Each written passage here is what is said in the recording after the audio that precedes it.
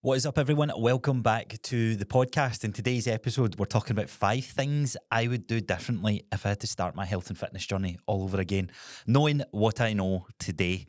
Now, I like to consider myself as someone who's kind of done it all, right? I've started my fitness journey as a long distance runner in high school. Got right into sports, competed at a kind of high level throughout high school, I would say, in a wide variety of sports, and then quickly turned to trying to get into better shape. And better shape, I mean by adding muscle. Started following bodybuilders, and then grew a love for bodybuilding, competed in bodybuilding, realised my mobility was rubbish, so came out of that, started working on my mobility, try to chase aesthetics, then try to chase strength, getting into compound lifts. And as of recent years, getting back into my endurance training and long distance running. So I was thinking about this episode and I was like, you know what, this would actually be quite good to look back on, and what would be some of the highlights if I could condense that information and give it to my younger self. What would that be? So I hope you enjoyed today's episode. What I do want to hear from you guys is we're all shaped with our own biases, our own experiences, and most of you guys listening to this are big advocates of your own health and fitness journey. What would you do differently or what would the advice be that you would do differently knowing what you know today and applying that at a younger age? Now, I'll caveat this whole conversation by saying I don't regret any of this whatsoever because it shapes us, it builds our character. But if I could keep the information that I've got and go back, this is some of the things that I would come to. So, without further ado, let's get into it. Okay, so point number one, I would follow a structure. I was so against this from the from the earlier days of my training, that I left so much on the table. And there's a part of me that I was so young and naive to this whole thing that you just want to go into the gym and just hit what you feel like, or do a workout that of one of your friends has maybe told you about, or something that you've seen online, and you just want to get after it. And I was in the gym about 6 or 7 days. In fact, there was a good period of time, I would say, from the age of 17 to 20, where I'd work out every single day. Me and my mate, we'd be in the gym, we'd be hitting all sorts, we'd be doing random workouts. And there wasn't much consistency in terms of the workouts that we were doing, but we were consistent in showing up to the gym. Now, absolutely seen results with this because I wasn't doing anything and I was creating a stimulus of different muscle groups and different patterns, and I seen size start to add on. But very quickly, or I would say, maybe not even quickly, you can absolutely get away with this for a good few years. I would say up until the age, as I moved into my 20s, I started following more of a structure, and I actually managed to reap more rewards in terms of strength, in terms of just overall gains, because there was a plan laid out for me. So there's things that you could probably look back on, or maybe even things that you're doing just now where you're chasing this sort of ad hoc approach. You may be following the odd random workout here and there, or you're just doing a workout that you think is right. That's all well and good. You will get some sort of gains, and it's absolutely better than doing nothing, but you're leaving so much on the table, especially if you're not tracking your numbers. Tracking is one of those things that I sort of turned my nose up against. It's like, well, I know what I lifted last week, and albeit seeing my younger years of training, there's not much going on in life. So yeah, I could probably point to the machine and go, right, I know I lifted X, but guess what? I was more biased towards the lifts that I wanted to see go up. My bench press, did not care about my leg press. Well, so that's a lie. Cared about my leg press, leg extensions and lat pull downs and all that sort of stuff. I was just caring about the burn. Now, that being said, that's the one thing that if you're not going to track your numbers, intensity has to be there, because if you track your numbers, the numbers sort of should go up week on week. That's your progressive overload part. But the one thing that I was pretty good at, just because of the bodybuilding style that I was going into, everyone always talked about the muscle burn and the technique side of things, I guess, to an extent. And that's where at least having that as a parameter to use, like, okay, I'm going on this machine, I need to make sure I can feel that burn. I was going to grow and add muscle, even though I wasn't tracking my numbers and I wasn't necessarily tracking the type of exercises. But yeah, if I had to go back, that would be one of the biggest points I would say to my younger self: follow a structure and follow a plan. It doesn't matter what the plan is, but that structure allows to create that consistency, even though you're consistently going to the gym. But that consistent plan that you end up following, that structure, that's where the real magic starts to happen in health and fitness. What I would say, if you're looking for a structure, I created the one of many that's going to be released throughout this year, the Bulletproof Strong program. It's a 12-week workout program. It gives you your structure, you've got your exercises, and it allows you to track your weights and everything that I'm saying here. And that's why I created it, because there was something that I left 7 years, yeah, maybe even longer, you know. I remember following a bodybuilding plan that was on Excel spreadsheet. And it was just a faff to load up the program and look at it. The one thing it didn't have was the ability to track. So I had to keep all those numbers in my notes or in my head. And when I found another workout program, again, that's where I started to piece together this puzzle of, I'm seeing so much results in following these structures than I have done up until this point. The two things that staying the same, I'm still working out a lot. I'm working out 3 to 6 times throughout the week. But I was working out 3 to 6 times before. What's the difference? Okay, I'm following a plan. And then when I started tracking my numbers, I saw more results. I saw more gains starting to come through.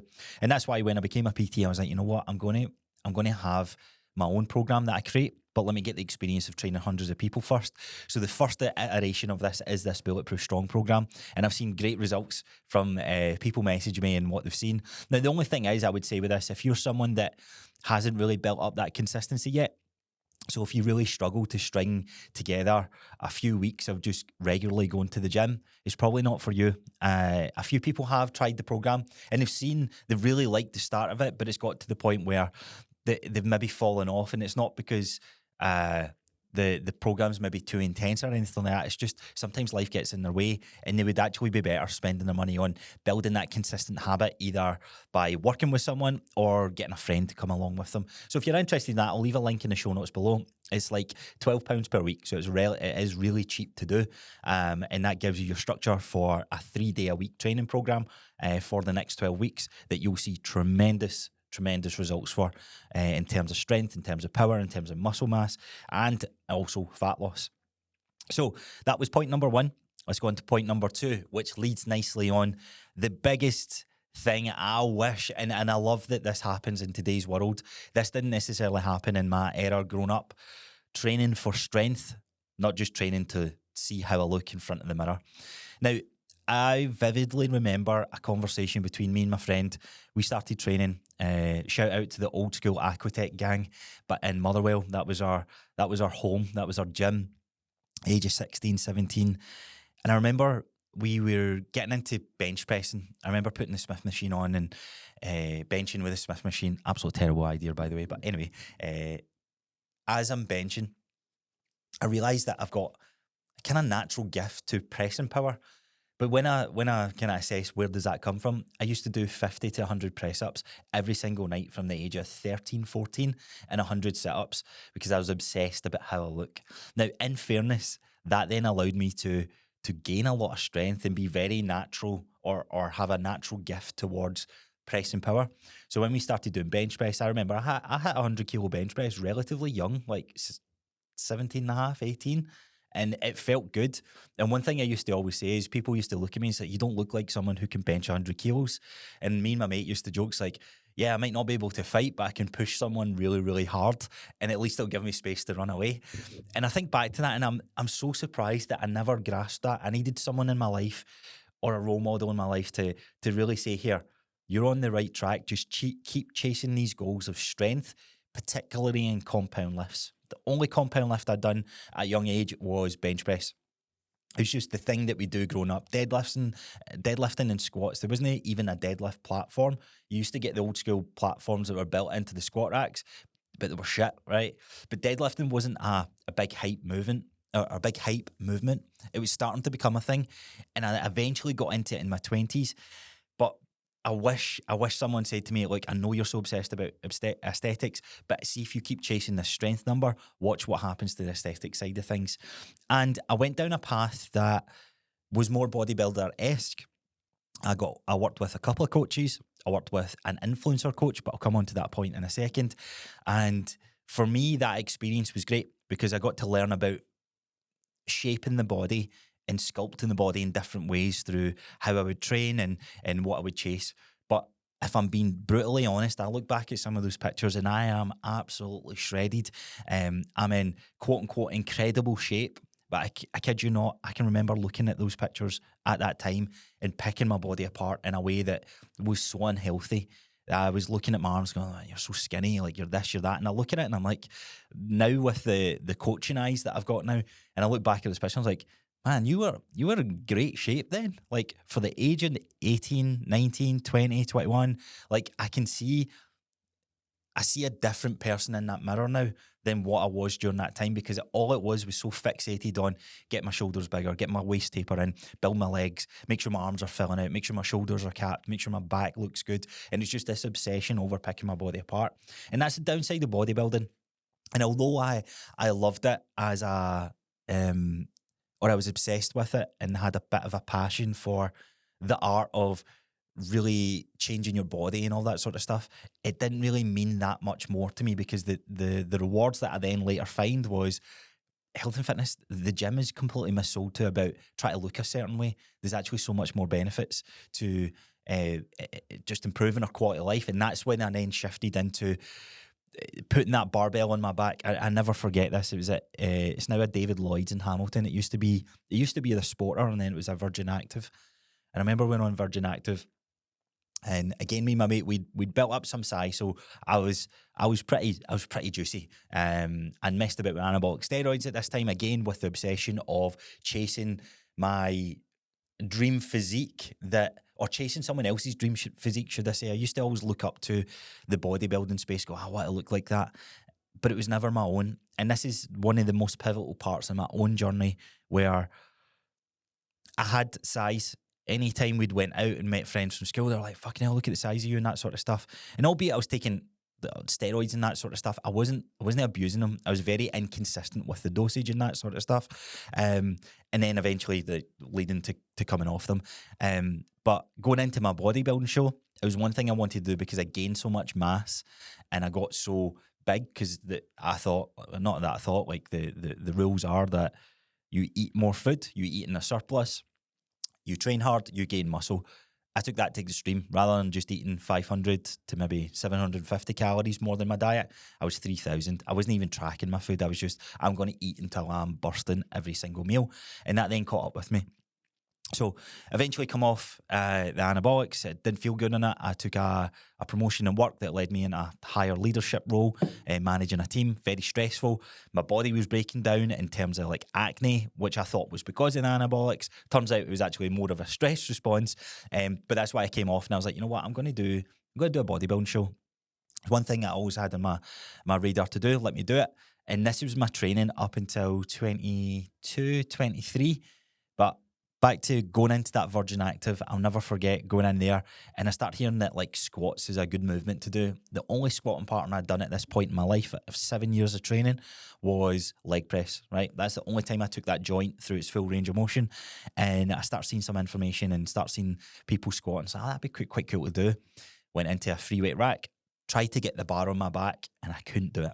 My mobility was terrible at the age of 22, maybe even 21. I don't know what the exact age is, but it was very, very early on. And I was like, that's not right. And I used to joke and say, oh, my muscles are too big that I struggle to turn around and wipe my bum. Like, that's not a flex, guys, right? That is not a flex that you want to have. That's poor mobility, and in probably later years to come, shoulder injuries and just a painful life to live. Like, we want to be fluent, we want to be mobile. And there was a guy in the gym that the word to describe him was he looked athletic. He moved well and he lifted heavy. And I remember I used to, like, the typical bro thing in the gym. You walk by someone, you kind of make eye contact and you nod the head. The next time, you're like, how you doing, mate? It's like, good. And then the next time it's like, oh, good to see you. And you become best friends. Like that's almost like every male interaction in the gym. I don't know if this happens for you girls out there as well, but for guys, that's sort of how bromance ends up starting.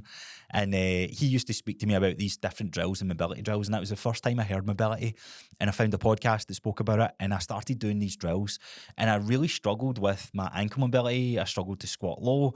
And over a short period of time, I regained that ability. And I was so fascinated with that it got me deeper into the art of coaching and learning more about our body and how our body moves and how it's not just about this aesthetic driven goal, but it's about the strength gains and what you can do mobility wise and what you can do performance wise.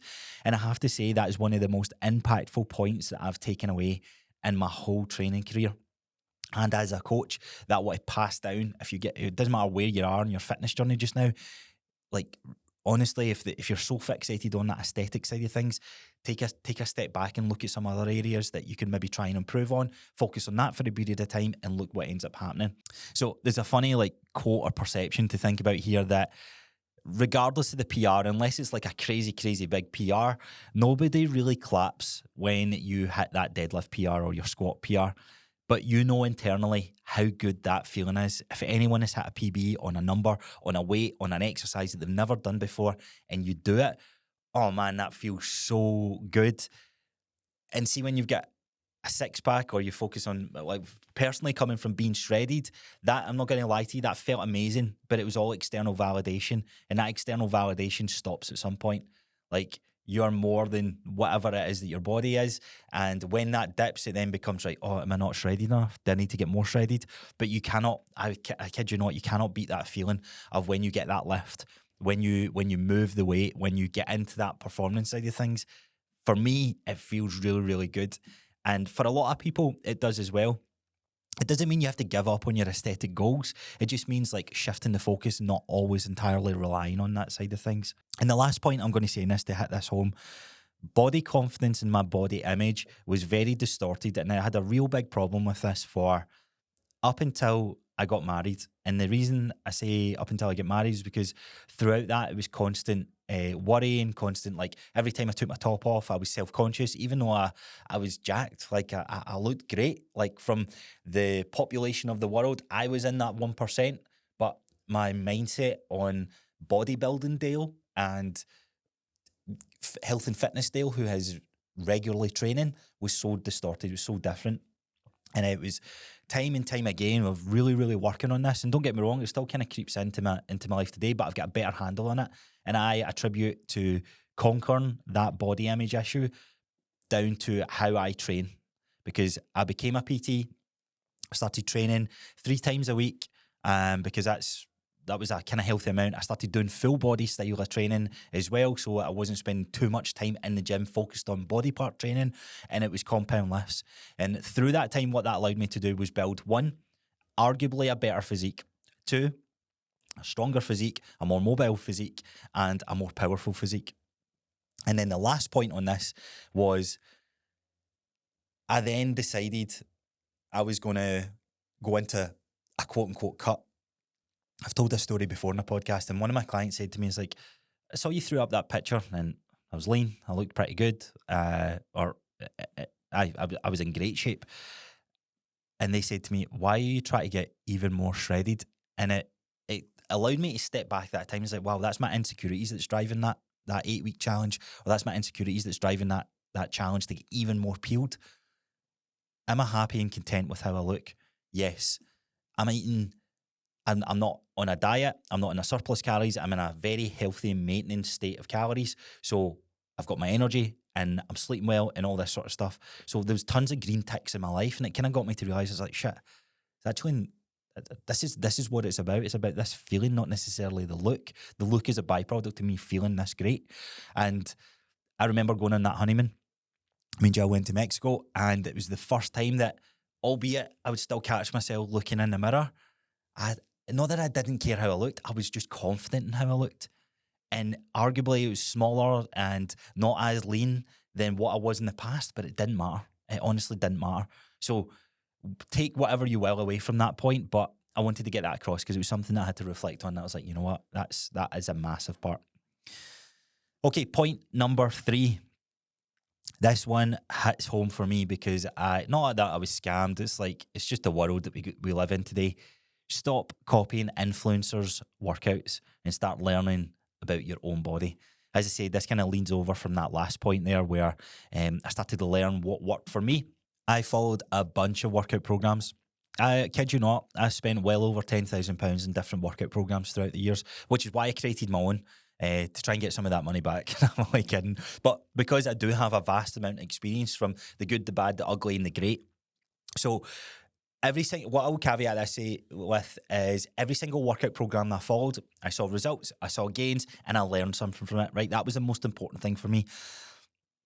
Being so young in the space, like I looked at who had the best physique and I just assumed that's who I'm going to follow because they must know what they're talking about. That is so far from the truth. Now, I'm not saying somebody who's in great shape doesn't know what they're talking about, but seeing the influencer space, they live a very, very different life to me and you. Everyone has their own individual experience, but more importantly, it's real life, the influencer life where you see the highlight reel of everyone's life. You see they've got sponsorships. They are often paid to promote certain things. You get worked up in their reality that's so far from your own. You are someone who's working hard in their job and doing X, Y, and Z, and it's just different to the life that they live. So quite often what I found with these workout programs was they were so far-fetched, and luckily my love and commitment to go, right, no, I want this result, allowed me to stay consistent through that. However, when I got to the end, I was so kind of blown away from, shit, maybe it was because I missed the odd workout here and there. So let's say I was working out 5 times a week over 10 weeks, so 50 workouts. I'd maybe done 42 workouts. And in my head, I'm thinking, I've not got the result I wanted because I missed 8 workouts. No, that's not what it was. Turns out the trying to look and chase someone else's aesthetics just never really works. And especially when it comes to influencers, that is so far from the truth that influencers are usually doing some shady shit. And this is why the word influencer's got a bad rap now. Simply because there's usually enhancements, there's surgical enhancements, there is filters, there is photo editing, and more importantly, there is also the layer of anabolic enhancements that is being taken to look a certain way, to promote products, to promote services, and then guide that to you. I never, ever, ever, ever say to my clients, here, we're going to start coaching you, but so you can look like this, you can look like me. It's usually backed up with various different points of data and, more importantly, experiences of what I've had through my own training and training other people. That's what you want to look for. So don't copy the influencers. I'm not saying that influencers are bad. You might relate to one and work with one. And look, I've had a few on the podcast who have a good amount of integrity and have a good love and passion towards helping other people. That's the main thing. They should care about you more than their own self-image, if that makes sense, I guess. So I wouldn't say I wasted time, but there was a big part of this where when I started looking at programs from those who had experiences, I seen better results. As I said, I still got results from those programs I had in the past, but the ones that I had with a little more experience and a little more data-driven from actual coaches, that's where I then reaped more rewards and also learned more about myself and my body. Now, what I will say here is you don't need the best plan. You just need one that kind of meets you where you're at, or one that kind of can be fitted into your lifestyle.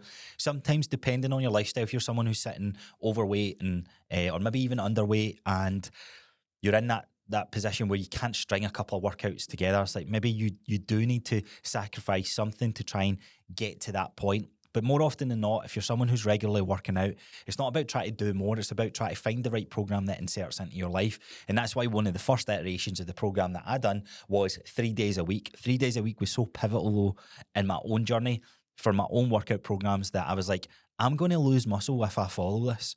It's like, I've been training 5 to 6 days throughout the years. There is no way I'm going to see results. And what happened? I saw more results. I saw more strength gains, and I saw more muscle mass, which blew my mind. My frequency of how often I would hit certain muscle groups dropped, and I saw more results. It just didn't make sense to me. And that's why in the progressive overload world, where you're trying to increase the volume week on week, one of the ways you can do that is by changing up the stimulus and the style of training that you do, because it's so new to you. And that was the benefits that I ended up receiving. And another thing as well, like influencers will typically pick workouts that look good on Instagram, get you sweating, high intensity, and just one thing you look at and you go, oh man, I'm going to be in bits if I follow that workout. That's not what the idea is behind exercising or trying to make improvements in your body. That's just them ticking a box because you get that feeling of, oh man, I'm sore. Or if you look at something, you're like, man, that looks so hard to do. Straight away, you're thinking to yourself, right, this must work. This must work. But I kid you not, £10,000 worth of workout programs throughout the years, experiencing some of these workout programs as well, it never got me the result, because the result was very, one, subjective, and two, it just was someone else's dream. I was chasing someone else's aesthetics. Okay, sorry to interrupt this podcast episode. There is a sponsor for today's podcast episode that I want to talk about, and that is Bulletproof Studios. Now, you might be thinking, Dale, are you not a part of Bulletproof Studios? Well, of course I am. But I wanted to shout out some of the services that we do offer on the other part of the business. So if you're someone who is looking to start a podcast, looking to maybe just get some marketing material for their business or for their social media, you can hire out the studio and we can take care of everything when it comes to the recording, the lighting, the setup, the sound, and help you create more creative content for your business. So if you're interested in any of that, check out the link below or head over to the Bulletproof Studios page and reach out, and someone from the team will be in touch with you and we can have a little chat and see what we can do for you. So that's enough of that. Let's get back to the episode and see what other mistakes I wish I knew sooner. Okay, number 4, I'd take recovery a lot more seriously, like really, really seriously. This is something that's probably only happened in most recent years. I'm typically, or history would tell you, that I'm a late night gamer. I stay up to watch movies and anime and all sorts through the night. But one thing that I've got better at over the years is actually getting that consistent sleep schedule and getting my 8 hours at the same time every night and the same wake up time every morning. Where this started to change for me was I finished work one day and I drove into the Pure Gym car park and I couldn't get parked. And I was getting really frustrated with how busy the gym was at night. And who am I? Like, I don't own the gym, but it's just human behaviour. And I thought to myself, I was like, well, this gym's 24 hours. And social media wasn't a thing it wasn't as popular in terms of someone's morning routine. But I thought to myself, I'm just going to get up early. How early do I need to get up? So I need to be in the gym at 4:30. What would it be like going to the gym at 4:30? And that was as simple as that. That was the simplicity of that thought that came into my mind. So I remember saying to Jill, I'm going to go to the gym at 4:30. And she's like, you are crazy. She's like, don't wake me up, blah, blah, blah. Right. So I get up, alarm goes off. I'm like, whoa, this is different. I go to the gym and I actually fall in love with the quiet time. I fall in love with the same 3 people that were in that gym at Pure Gym in Nottingham, being in before the personal trainers, getting up and actually working on me before my day starts, going to work, and just that whole experience. I honestly fell in love with that whole routine. And that goes on, so that part starts happening and I start to feel tired. I get this midday crash, and it's simply because I wasn't going to bed any earlier. If I get up early, you should go to bed earlier. But what this starts to do is I regulated the time that I would wake up at the start of the day. And it meant I started to have to try and regulate the time I went to bed at night. And over years, I have to say, this is something that I still work on to this day. But that allowed me this power and behaviour to recover really, really effectively from my workouts. Now, what I would say with this part is a lot of you guys, the recovery part is going to be, it's not a cold plunge, it's not a sauna, it's not the going into the jacuzzi or whatever. It's probably going to start with your nutrition. Luckily, going through the bodybuilding prep and understanding that calories and fuel and protein and all that sort of stuff, I had nailed that part in my life. But one thing I was taking for granted, because it was maybe masked by anabolics I'd taken in the past, or it was masked by just being young, that I feel good. I've only had 2 hours sleep. I feel great. It's like you're lying to yourself, because the body repairs and recovers when you're in deep sleep and you're in REM sleep. And to go through those cycles, you need about 7 hours for your body to do that of consistent deep sleep. And most of us, or most people, don't get that. Now, if you're a parent, I'm sorry, there's just this chapter in your life, you're going to have to be that person that's like, man, I only got 3 hours last night. And you have to make do with what you've got. But more importantly, put that energy, or the lack of energy, towards the foods that can fuel you. Making sure your electrolyte balance is good, you've got a good amount of sodium, potassium, magnesium, and that will help you spur you through your days and recover from your workouts that you're doing. A lot of people think that they're lazy, but actually they're just tired. When you're tired, what happens the next day? For some people, your cravings go through the roof. For others, your cravings drop and you find it hard to eat food. But then if you don't eat food or you eat too much food, then you're hindering your recover, or you're hindering your process to recover, or hindering the goals that you're then sought after. So for someone who's looking to lose weight, the cravings go up, you then have a lesser quality of food, the pizza, the chocolate, whatever, just because it's the cravings that are overpowering that brain, because the brain's tired. And what do you end up doing? You miss your protein goal for that day. You don't hit your fibre, you don't get your greens or whatever it is. Now then, if you don't eat, it's the same thing. So you miss your protein, you miss your fibre. So it's not necessarily overeating calories, albeit that's part of the puzzle, but it's actually not having the right amount of the daily nutrition value that your body needs to repair. And protein is the biggest one. But yeah, it all starts with sleep. Nobody performs good on 2 hours sleep. The Rock, Mark Wahlberg, like these stupid interviews that happens with high-paid celebrities say that they get up at X amount of time. This new guy, Ashton Hall, his morning routine's going about, and albeit he's played the market, he's not stupid what he's doing there. Whether he does that or not, I guess, is up for debate, but live your life how you live it, set your routine up how you can, but more importantly, do your sleep schedule and what fits you. Okay, last point number 5, build a better environment instead of relying on the motivational factor. Now, I never really had to rely too much on motivation. You've heard on the podcast before me talk about the skill of discipline is the skill that we're trying to develop, okay? So this is why I love lifting weights, because you go in and it's like, I can't get into the gym, and then it becomes, okay, I'm in the gym, I can't do that weight, I can't do that weight, I can't do that movement full range, and there's these knock-on wins of, I couldn't do something if I'd done it, and there's a layer of confidence that's added. Talked about this so many different times. Now, discipline doesn't start with the mindset. The whole environment does, right? So how you set up your house, your car, the food that you have at work, that all of this matters. So start paying attention to what's going on there, right? We used to always in our weekly shop just buy like share bags of sweets and crisps, right? And we just have them in the cupboard. Not because we necessarily wanted them, it's just on a Friday night or a Saturday night. That was our little treat to ourselves. Now, where this behaviour or habit started to creep in, or this environmental change started to creep in, where we start having it every night, or we'd finish a whole bag on the Monday night and we'd be back at the shops for the Tuesday. And that just started to bleed into other areas. So one of the best environmental changes that we could do at that moment in time was like, right, let's just not buy them until the Friday. Like if we want to have a little date night, movie night in the house, let's do it then. And that's really what it came down to. That's where we started to implement some of these environmental changes to make our life easier.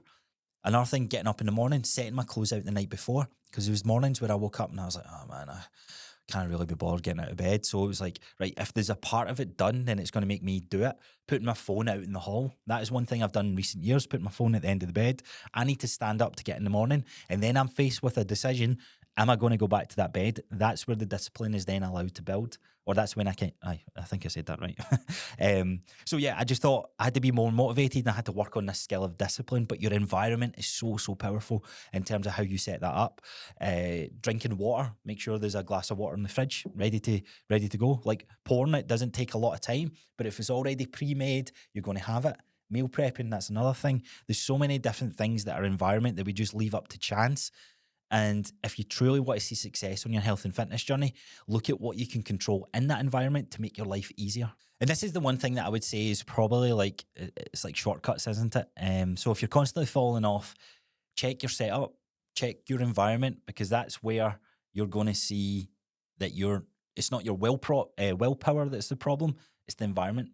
Like the willpower doesn't become a question of, oh man, like I'm going to demolish that Easter egg. Right, there's going to be a lot of you guys and girls that's going to have Easter eggs in the house, but see if it's not in the house, it doesn't become a thing you need to think about.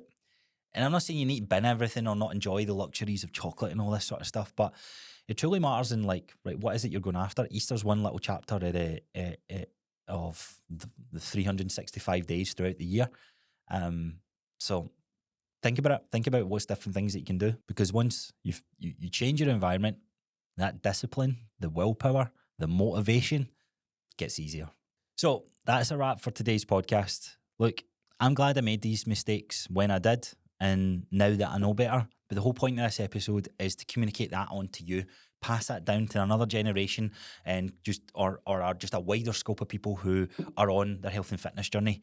Now, there's going to be things that I've missed over, or I've not experienced, or haven't played that big of an impact in my life that you have managed to overcome, or you would look back on. So let's help each other out. Help kind of share the love a little bit. I want to hear from you. I want to hear what's one thing that you've done. Keep an eye on my Instagram over the next couple of days. So I'll throw up a couple of stories and I'll share it with the audience. I might circle back to this episode again and see where maybe the top 10, what another 5 points would be from you guys. You can comment below this video on YouTube, on Spotify. And if you enjoyed today's episode, consider sharing it. Tag us. And more importantly, one of the freest ways you can do to support me in this show is by leaving a 5-star rating on Spotify, subscribing to YouTube, and leaving a comment or liking the video. I know it's a lot to do, but here, this is a journey I'm on, and if you do enjoy it and you made it this far, it would mean the world to me if you could go ahead and do that. So that is a wrap. Enjoy the rest of your day. Let's get after those health and fitness goals, and I'll see you on the next one.